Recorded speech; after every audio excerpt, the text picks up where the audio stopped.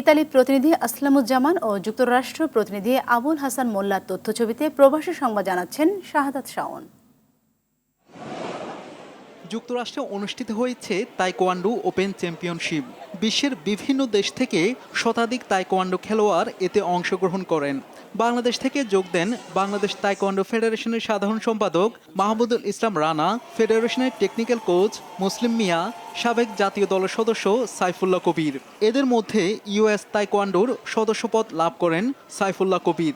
বাংলাদেশে তাইকোয়ান্ডো বিশ্বমানে পৌঁছাতে কাজ করার ঘোষণা দেন তিনি।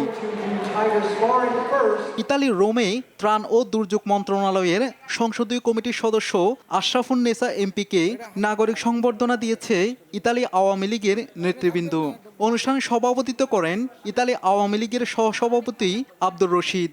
যুগ্ম সাধারণ সম্পাদক সৈয়দ সুমনের পরিচালনায় এ সময় বক্তব্য রাখেন সহসভাপতি দিন মোহাম্মদ দিনু, যুগ্ম সাধারণ সম্পাদক ইকবাল আহমেদ বাবু, সাংগঠনিক সম্পাদক জাহাঙ্গীর আলম, রোম মহানগর আওয়ামী লীগের সভাপতি সিরাজুল ইসলাম, শ্রমিক লীগের সাধারণ সম্পাদক তারা মিয়া সহ আরও অনেকে। শাহাদাত শাওন, RTV।